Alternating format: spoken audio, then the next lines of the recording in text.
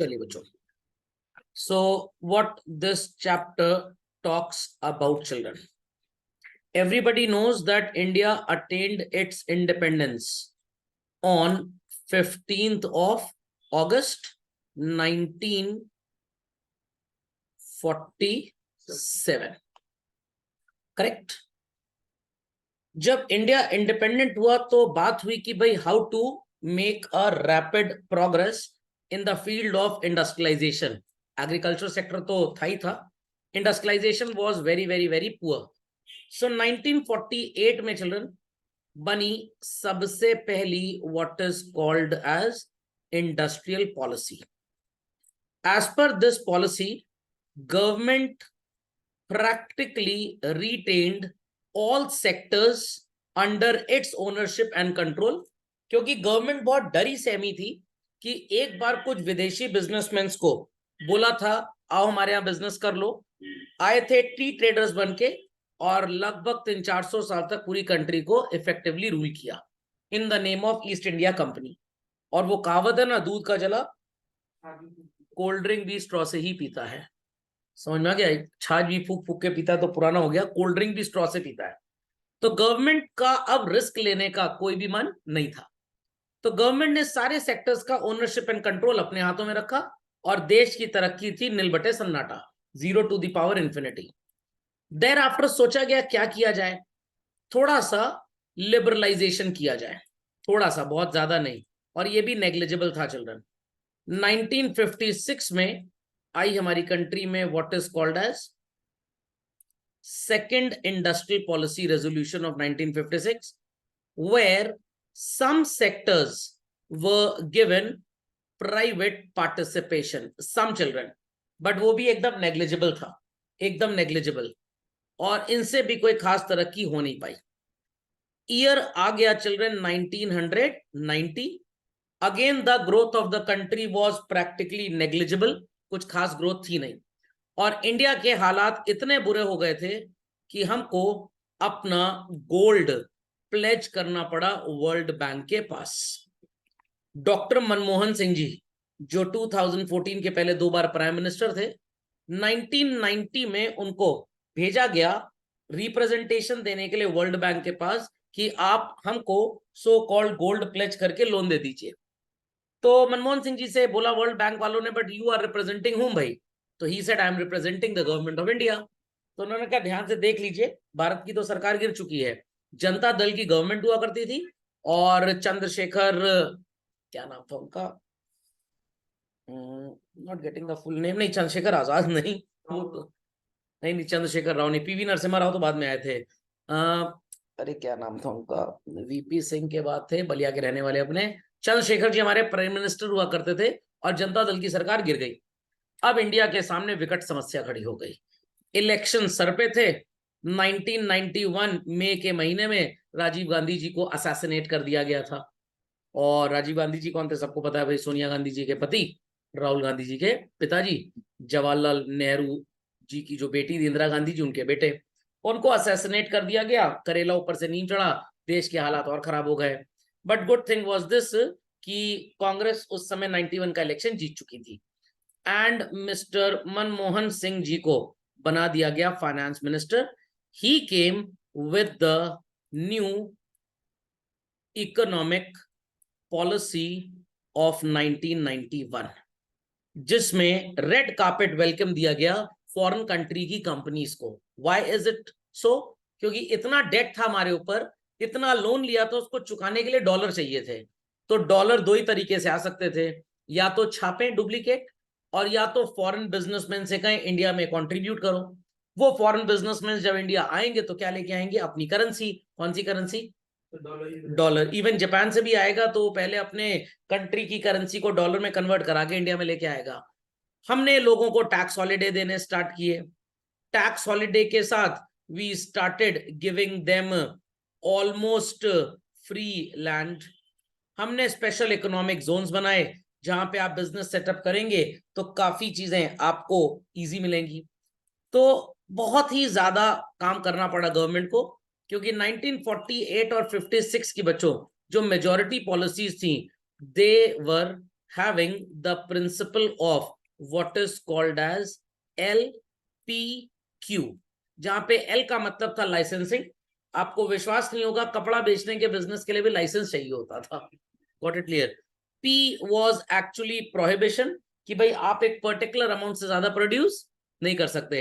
And Q was quota system, आपका कोटा अगर 10,000 metres cloth produce करने का है और आपने अगर ज्यादा प्रोड्यूस किया तो विल पेनलाइज यू। क्यों? क्योंकि गवर्नमेंट यही जान चुकी थी कि 48-56 में हमको ज्यादा छूट नहीं देनी बिजनेसमैन को, क्योंकि अगर इनको ज्यादा छूट दी, ये दूसरी नई ईस्ट इंडिया कंपनी बन जाएगी, दे विल स्टार्ट डोमिनेटिंग अस। तो काफी controlled and restricted environment India में बिजनेस का था। दैट वाज द रीजन क्यों कोई फॉरेन पार्टिसिपेशन इंडिया में होता नहीं था, क्योंकि रेस्ट्रिक्शन था, अलाउ ही नहीं था आना। आई रिपीट चिल्ड्रन, अलाउ ही नहीं था। बट जब देखा गया पूरी तरह से बैंड बच चुकी है, कुछ हो नहीं सकता। प्लस पॉजिटिव पॉइंट्स क्या थे कि भाई पॉपुलेशन ज्यादा थी तो लेबर फोर्स बहुत था हमारे पास। लेबर फोर्स ज्यादा है तो सो कॉल्ड रिसोर्सेज ज्यादा थे, बट उनको इस्तेमाल करने का दिमाग नहीं था। अब गवर्नमेंट ने सोचा कि इसके अलावा और कोई इरादा है नहीं, चलो इस पे भी एक बेट खेल जाते हैं। And here came the whims and fancies of the new economic policy. आपका ये मैकडोनल्ड, वोडाफोन की पॉलिसीज, मतलब आज वोडाफोन है, उस समय कुछ और रहा होगा, स्टार्टिंग में इट वाज हचिसन, उसके पहले एसआर था, मतलब काफी फॉरेन पार्टिसिपेशन दिया गया। होंडा ने अपना प्लांट इंडिया में सेटअप किया, ढेर सारी कंपनीज इंडिया में आई। तो वो कौन सी करेंसी लेके आई? डॉलर। और उस डॉलर से हमने अपनी डेट को रीपे किया। When they came to India they employed our people, जिनके लिए हमारे पास रिसोर्सेस थे ही नहीं। तो 1991 की जो न्यू इकोनॉमिक पॉलिसी थी चिल्ड्रन, वो LPQ से बन गई LPG। जहां पे L लाइसेंसिंग था, यहां बन गया लिबरलाइजेशन। P जहां प्रोहिबिशन था, यहां बन गया प्रमोशन एंड प्राइवेटाइजेशन। Q जहां पे कोटा सिस्टम था, वो G बन गया यहाँ पे ग्लोबलाइजेशन। तो बिजनेसमैन को काफी सहूलियतें दी गई, काफी एडवांटेजेस दिए गए, ताकि इनका बिजनेस दिन दुगनी रात चौगनी तरक्की कर पाए। सो इस चैप्टर में आप यही सब बातें पढ़ेंगे कि 1991 की जो न्यू इकोनॉमिक पॉलिसी जब आई तो उससे कंट्री को क्या एडवांटेजेस हुए। Got it clear? सुनाई पड़ गया? पक्का? तो अपनी अपनी बुक सब लोग ओपन कर लें, और ये जो कॉम्पोजिशन मैंने लिखा है ये थोड़ा बहुत लिख लें चिल्ड्रन। तो 91 की पॉलिसी में गवर्नमेंट ने सिर्फ 4 सेक्टर्स अपने पास रखे, बाकी सब में प्राइवेट पार्टिसिपेशन अलाउ कर दिया। 91 से पहले देश में बच्चों एक इंश्योरेंस कंपनी होती थी, LIC, और ये अपने सो कॉल्ड एजेंट्स के थ्रू कस्टमर्स को उनके पिताजी का नौकर समझते थे, सिर्फ फंसाते थे, कुछ नहीं करते थे, बड़ा परेशान करते थे, क्योंकि इनको पता था हम इकलौते हैं, हमारा कोई कंपटीशन है ही नहीं, और जब तक कंपटीशन नहीं होगा तब तक आप काम ठीक से नहीं करेंगे। इनकी मोनोपोली थी, जैसा चाहते थे वैसा महंगा इंश्योरेंस बेचते थे, सिर्फ और सिर्फ अपना एडवांटेज। तो 91 में जब आया हमारा न्यू इकोनॉमिक पॉलिसी चल रहे हैं, ये सारी प्राइवेट इंश्योरेंस कंपनीज जो आपको आज इंडिया में नजर आ रही हैं, ये तभी से आ गई। So our generation has change seen high profile changes and transformation children. आपकी जनरेशन ने जो नया ने देखा, हमने पुराना और नया दोनों देखा। सो हम क्लास 5th में पढ़ा करते थे जब 91 की economic policy I.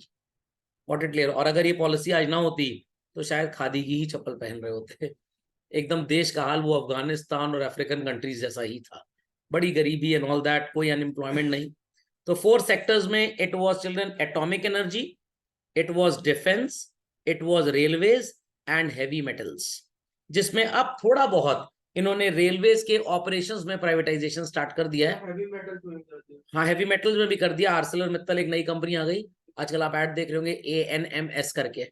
What it clear? And children defence में इन्होंने मीडिएशन प्राइवेटाइज किया है।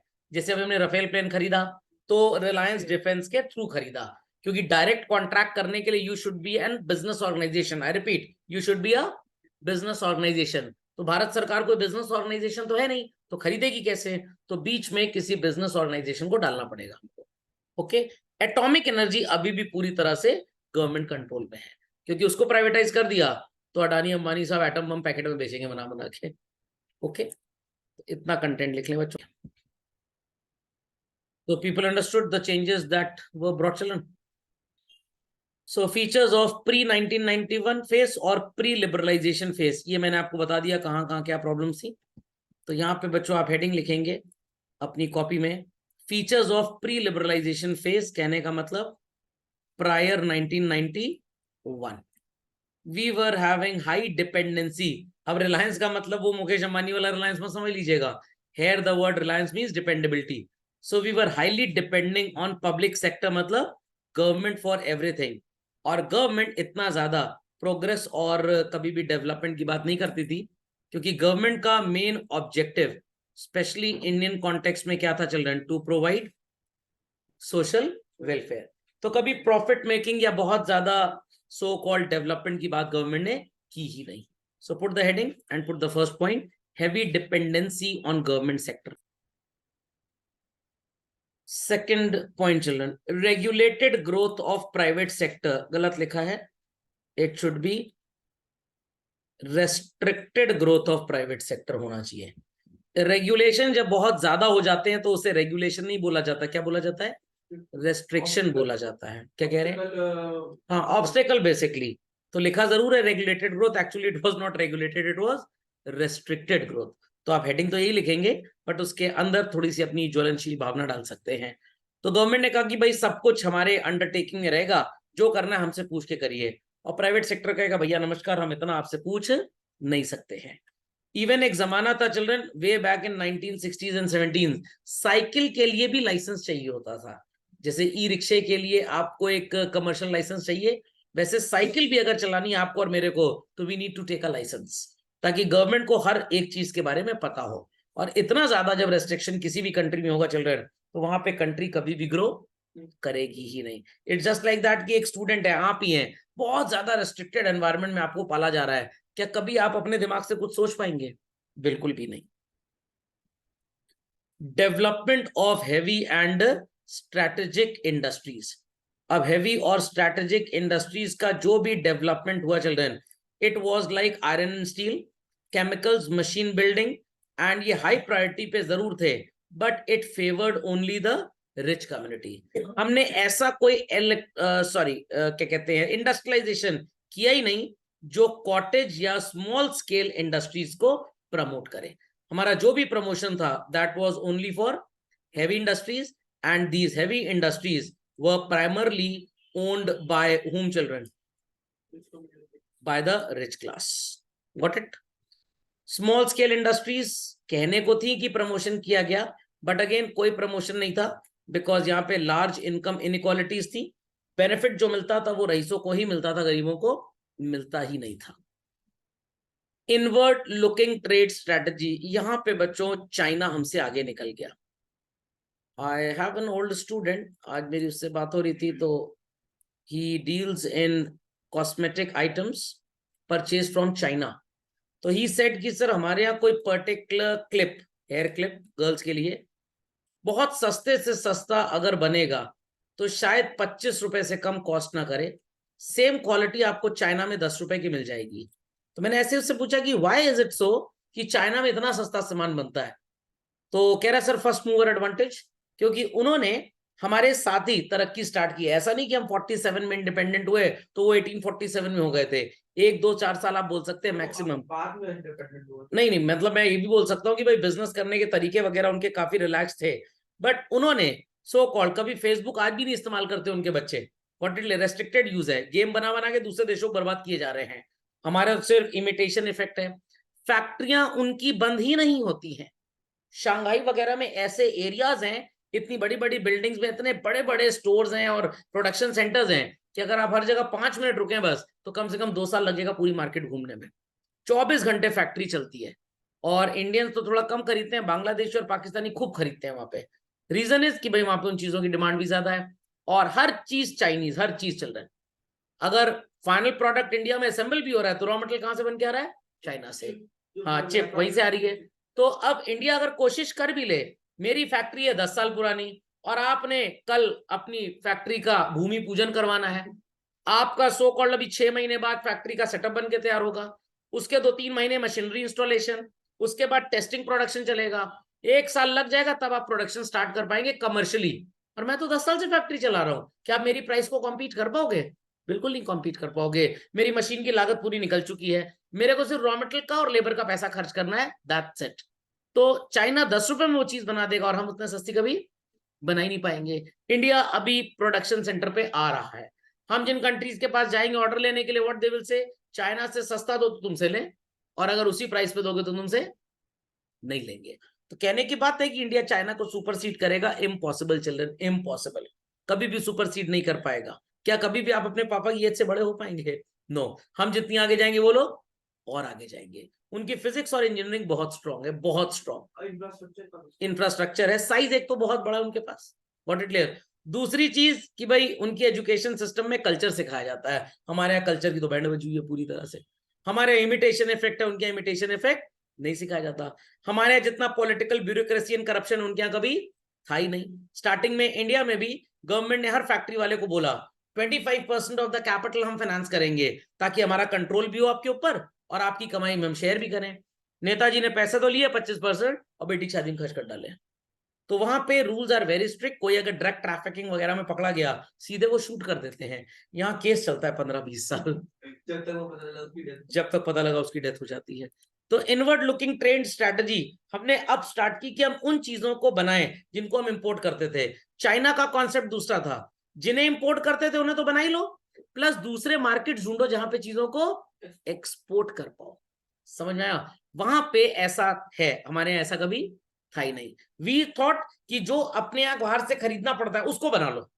समझ में आ गया? ताकि हमारी डोमेस्टिक इंडस्ट्री बढ़ जाए। बट चाइना ने क्या किया इसके साथ साथ, उसको तो बनाएंगे ही बनाएंगे। छोटे से गणेश जी आते हैं, छोटे से गणेश जी आते हैं, आप खरीदते होंगे 50-100 रुपए के दीपावली पूजन में, चाइना से बन के आता है चिल्ड्रन। मैन्युफैक्चरिंग कॉस्ट कितनी है? 4 रुपए। Got it clear? उन्होंने नकली वो बादल वादल तो बनाए थे, चंद्रमा में बनाया था, अभी इस साल उन्होंने नकली सूरज भी बना लिया है। तो engineering is very strong, very strong. Got it clear? हमारे यहाँ सबसे बड़ा प्रॉब्लम है वोकेशनल एजुकेशन का। बच्चा पढ़ना चाहता है फाइन आर्ट्स, पेरेंट कह रहे नहीं तू पीसीबी लेके पढ़ ले, तो वो बॉडी पे आर्ट ही बनाएगा और क्या। समझ में आ गया? बच्चे को क्रिकेट खेलना अच्छा लगता है, पेरेंट कह रहे नहीं तू इंजीनियरिंग कर ले। व्हाट इज दिस न्यूसेंस भाई? तो ये सब बड़ा प्रॉब्लम है हमारे देश में थोड़ा सा। सो टेक्निकली ये जो स्ट्रैटेजी है इंपोर्ट सब्स्टिट्यूशन स्ट्रैटेजी है। तो लुक इन इनवर्ड का मतलब यही हुआ कि whatsoever things we are supposed to import from somewhere, rather than importing we should manufacture it in India itself. तो होगा क्या, हमारी डोमेस्टिक इंडस्ट्री प्रमोट होगी। उन्होंने क्या किया, अपना तो बनाओ ही बनाओ और दूसरे को बेच भी दो, चिपका भी दो। समझ में आ गया? सस्ता वाला ही मिलता है, अच्छा वाला ही मिलता है। खोपड़े में बात गई चलन। तो डोमेस्टिक इंडस्ट्री को प्रोटेक्ट तो कर लोगे, बट कभी भी बच्चों ग्रो नहीं कर पाओगे। तो चाइना सामान सस्ता क्यों हो जाता है? कॉस्ट तो बनाने की तो उतनी ही होगी। अरे आप ऐसा समझ लीजिए भाई, आपने एक मशीन लगाई लेटेस्ट से 10 करोड़ रुपए की, और ये मशीन आपने तब लगाई जब दुनिया में किसी के पास ये मशीन नहीं थी। Is that clear? तो जब दुनिया में किसी के पास ये मशीन है ही नहीं, तो इससे निकला हुआ सामान सिर्फ चाइना ही बनाएगा और कोई नहीं बनाएगा। चाइना ने इससे बना हुआ सामान, फॉर एग्जाम्पल इंडियन रुपी की मैं बात कर रहा हूं, $100 में बेचना स्टार्ट किया। अब चाइना ने 5 ईयर बिजनेस कर लिया, 10 करोड़ की मशीन की कॉस्ट पूरी की पूरी प्रॉफिट में से कवर कर ली। Cost of machine is now 0। तो पहले हमको मशीन का डेप्रिसिएशन, लेबर की कॉस्ट, रॉ मटेरियल, इलेक्ट्रिसिटी सब देना पड़ता था। हमारे देश में कटिया चलती है, तो हम अर्बन सेक्टर में और इंडस्ट्रियल सेक्टर में भयंकर बिजली का प्राइस चार्ज करते हैं। चाइना में कटिया नेग्लिजिबल है, ऐसा नहीं कि नहीं है, नेग्लिजिबल है। तो वहां पे इलेक्ट्रिसिटी थोड़ी सी सस्ती है। जो इलेक्ट्रिक यूनिट का बिल आपके पापा 7.5 रुपए देते ना बच्चों, गवर्नमेंट के लिए वो है सिर्फ 3 रुपए। गवर्नमेंट क्यों डबल पैसा आपसे लेती है? कटिया वाले पैसा भी आप ही दे रहे हैं। Is that clear? तो ये सब बदमाशी नहीं है वहां पे। अब आपकी मशीन की कॉस्ट 0 हो गई। इन्फ्लेशन के हिसाब से ये प्रोडक्ट 5 साल बाद बनेगा 125 में, बट क्योंकि मशीन की ऑपरेशन कॉस्ट 0 है, तो इसका प्राइस आज भी कितना है प्रोडक्ट का? 100 रुपए। और हमें इतने कस्टमर मिल गए, इतने कस्टमर मिल गए, इतने कस्टमर मिल गए, क्या बताएं, 5 साल और बीत गए, हमारे क्लाइंट्स पक्के हो चुके हैं। प्रोडक्शन भी बढ़ गया क्योंकि बिजनेस एक्सपैंड कर रहा है, आउटपुट बढ़ा। जो वर्कर दिन भर में 200 यूनिट बनाता था 4 घंटे में, और 4 घंटे खाली बैठता था, अब 8 घंटे में वो 400 की बजाय 500 यूनिट बना रहा है। तो लेबर की सैलरी थोड़ा बढ़ा देंगे हम, सैलरी उतनी है, but earlier in the same salary he was making 200 units. समझ में आ गया? 4 आवर्स का काम था, 4 आवर्स आइडल बैठता था, अब 8 घंटे में डबल से भी ज्यादा प्रोडक्शन कर रहा है। तो लेबर का एडवांटेज हमको और ज्यादा हो गया, और हमारी यूनिट कितनी पड़ने लग गई? 70 रुपए की। और कस्टमर्स हैं हमारे पास, आउटपुट भी भयंकर है। इंडिया को पहले कस्टमर नहीं मिले, मिले तो सिर्फ डोमेस्टिक मिले, या एक दो कंट्रीज से ऑर्डर मिला, तो भाई ज्यादा आउटपुट किसके लिए बनाओगे? चाइना का आउटपुट है किसी पर्टिकुलर चीज का 100 crore units per year, India के पास total order 10 lakh unit per year का है, तो भाई जो 100 करोड़ यूनिट बना रहा है और जो 10 लाख यूनिट बना रहा है, सस्ता किसका होगा? 100 करोड़ का। Is that clear? 10 lakh unit हम बना रहे हैं, हमारी कॉस्ट 210 रुपए से कम आ ही नहीं रही। वो भी एक कंट्री इसलिए मिल गई, मोदी जी की उससे दोस्ती थी इसलिए मना नहीं कर पाए, और नहीं तो लोग कहां से खरीदेंगे? चाइना से ही खरीदेंगे। Is that clear? क्योंकि वहां पे सस्ता मिल रहा है, कपड़ा पूरा चाइनीज आता है इंडिया में जो आपको मिल रहा है, readymade garments and all that पूरे। क्यों सस्ता है? इसी सस्ता है क्योंकि पहले से वे काम कर रहे हैं। What it clear? आप ऐसा ले लीजिए भाई, मेरे को कोई कमरा रूम वगैरह हायर पे नहीं लेना है, I am taking classes sitting at my personal place only. अब कोई मेरा कॉम्पिटिटर मार्केट में आ जाए तो मैं तो 0 प्राइस पे भी पढ़ा दूंगा बच्चे को। क्यों? I get good handsome amount of earnings from my work place. समझ में आ गया? इंटरनेट कोई बहुत महंगा है नहीं, मेरा मटेरियल ऑलरेडी तैयार है, तो क्या मेरे को इन सबको रेडी कराने में कुछ पैसा खर्च करना पड़ेगा? ठेंगा खर्च करना पड़ेगा? कुछ नहीं खर्च करना। तो क्या मेरे से कोई कॉम्पीट कर पाएगा? No, my cost would be 0। अब जो नया है बेचारा, उसने पहले एक बिल्डिंग किराए पे ली, रूम किराए पे लिया, फर्नीचर खरीदा, मेरी सारी कॉस्ट अब्सॉर्ब्ड है। Is that clear? तो कभी भी कोई नया बिजनेसमैन पुराने बिजनेसमैन को कॉम्पीट करे, ये मुश्किल ही नहीं, नामुमकिन है। समझ में आ गया? नए बिजनेसमैन को मार्केट से आउट करने के लिए पुराना वाला 10 दिन फ्री में भी सामान बेच लेगा, बट नया वाला नहीं बेच पाएगा। इसलिए चाइना हमसे सस्ता है चिल्ड्रन। तो उन्होंने पहले दिन स्ट्रैटेजी लॉन्च की। जैसे मैं आपको एक छोटा सा एग्जांपल देता हूं, मैं आपको मैक्सिमम नोट्स चल रहे हैं पीडीएफ फॉर्म में देता हूं, मैंने कभी इसको बनाया होगा ना, तो काफी टीचर्स ने तो ये काम कोविड पीरियड में स्टार्ट किया डिजिटलाइजेशन का। मैंने ये कंप्यूटराइज नोट देने का काम 2011-12 से स्टार्ट किया था। Every year I did it, थोड़ा सा एडवांसमेंट आता गया, करेक्शन आता गया, और आज की तारीख में बेस्ट हो गए। तो कोविड टाइम में I had the winning advantage, I had the winning advantage. मेरे को सो कॉल्ड स्क्रीन शेयर करके इन सब टूल्स को पढ़ाना 2016-17 से आता था, तो ज्यादा जूम पे काम करने में टाइम नहीं लगा। अदर टीचर्स वर थिंकिंग कि भाई 1 महीने में ये कोविड चला जाएगा, 2 महीने में चला जाएगा, बट मैंने दूसरी तरह से इसको सोचा। मैंने कहा चला तो जाएगा, इवन 4 किलोमीटर दूर से भी कोई बच्चा अगर मेरी प्लेस पे पढ़ने आ रहा है तो उसको 4 किलोमीटर ट्रैवल करने में 15 मिनट देने पड़ेंगे। किसी दिन वो बिजी हो गया, वो घर से क्लास करना चाहता है, तो लोकल स्टूडेंट्स को भी मेरे को ऑनलाइन एडवांटेज देना पड़ेगा। तो मैंने पूरा अपना इंफ्रास्ट्रक्चर ही वैसा बनवा लिया। तो अब मेरे लिए ये कोई एडिशनल कॉस्ट है ही नहीं। समझ में आ गया? समझ में आई बात? तो क्या मेरे से कोई कॉस्ट में कॉम्पीट कर पाएगा? अंबानी भी आ जाए तो नहीं कर पाएंगे। Is that understood well by all? पक्का? अब तनिष्क का स्टोर है इलाहाबाद में, कल्याण ज्वेलर्स खुल गया। कल्याण ज्वेलर्स ने मेकिंग पे फर्स्ट मंथ 100% डिस्काउंट दिया। तनिष्क कहेगा 100% डिस्काउंट, हम 100% डिस्काउंट भी देंगे, और गोल्ड ज्वेलरी में अगर आप डायमंड लैब ग्रोन लेते हैं उसका पैसा भी नहीं लेंगे आपसे। तो क्या आप कल्याण ज्वेलर्स कॉम्पीट कर पाएगा तनिष्क को? नो, क्योंकि वो ऑलरेडी पुरानी खिलाड़ी है इस फील्ड में। समझ में आ गई बात? तो चाइना ने पहले दिन ये सोचा कि अपने यहाँ जो चीजें इंपोर्ट होती हैं उसको तो खुद बनाओ, प्लस दूसरों को बेचो भी। इट्स जस्ट लाइक दैट कि आपकी मम्मी बहुत अच्छा खाना बनाती हैं, इतना अच्छा बनाती हैं कि आपको रेस्टोरेंट में मुंह मारने की जरूरत नहीं है। बट अगर आपने थोड़ी सी अकल लगा ली कि मम्मी का खाना घर वाले खाएंगे तो रेस्टोरेंट से तो नहीं आएगा, क्यों ना हम जोमेटो पे अपनी लिस्टिंग करा के इसको किसी को बेचना भी स्टार्ट करें। तो आपकी फैमिली का पूरे मोहल्ले में एक विनिंग एडवांटेज होगा कि नहीं होगा? जब तक दूसरी आंटी लोग ने सोचा कि बटर पनीर मसाले की सब्जी पब्लिक को बेचें, आपके तो इतने ऑर्डर्स लगे हैं, आपने 10,000 रुपए महीने का एक कुक रखा, 3 साल से आप बिजनेस कर रहे हैं, आज उसकी सैलरी 30,000 हो चुकी है। समझ में आ गया? मोहल्ले वाली आंटी को भी कुक तो 30,000 का ही मिलेगा। ये कुक आपके लिए दिन भर में 100 प्लेट सब्जी बनाता है, जरा 30,000 को 100 से डिवाइड कर दीजिए, 300 रुपए लेबर चार्ज, 100 रुपए का पनीर, 50 रुपए की गैस, 500 रुपए में सब्जी बेचनी आपने स्टार्ट कर दी। बट वो आंटी बेच पाएंगी 500 में सब्जी? क्योंकि वो भी 30,000 वाला कुक रखेंगी, बट उनको डेली कितने ऑर्डर मिलते हैं? 10 ऑर्डर। उनकी तो लेबर कॉस्ट सब्जी में 3,000 और बेचिंग कहां 500 का? अभी पनीर मसाला तो जोड़ा ही नहीं हमने। तो can that new aunty compete your mummy? बिल्कुल नहीं कॉम्पीट कर पाएंगे, क्योंकि उनका कॉस्ट बहुत ज्यादा है और पुराने खिलाड़ी की कॉस्ट अब्सॉर्ब हो चुकी होती है। समझ में आ गई बच्चों बातें? कोई क्वेरी है किसी की तो please ask. Restriction on foreign capital, क्यों विदेशी लोगों को आने नहीं देते थे? इसलिए नहीं आने देते थे क्योंकि एक बार 17वीं सेंचुरी में झटका खा चुके थे मुगल्स के थ्रू। पहले मुगल्स के साथ लड़ाई झगड़ा किया, फिर राजपूतों को बेवकूफ बनाया, और मराठा फिर मराठा वॉरियर्स, वो तो नीचे की तरफ मुंबई में था, इंडिया में तो मैक्सिमम मुगल्स ही थे उस समय, तो रूल कर लिया ईस्ट इंडिया कंपनी ने। तो अब गवर्नमेंट नहीं चाहती थी कि हमारे ऊपर कोई तीसरा रूलर, मतलब दूसरा रूलर आए, तो दैट्स वाई काफी रेस्ट्रिक्शंस थे। और एफडीआई का मतलब जो बाहर से इंडिया में पैसा आता है। एक चीज बच्चों यहां पे गलत लिखी हुई है, सही कर लीजिए। फेरा पुराना कानून है, फेमा नया कानून है। फॉरेन एक्सचेंज रेगुलेशन एक्ट नहीं चलता, खत्म हो गया, अब चलता है foreign exchange management act. FDI का मतलब बाहर से आने वाला पैसा इंडिया में। ये बच्चों दो तरीके से आता है। मान लीजिए कि आपके कोई रिश्तेदार न्यूयॉर्क में रहते हैं, यूएसए में, या कनाडा में रहते हैं कहीं पे, और वो रिलायंस इंडस्ट्रीज के शेयर्स खरीदना चाहते हैं, टाटा वालों के बॉन्ड्स या डिबेंचर्स खरीदना चाहते हैं।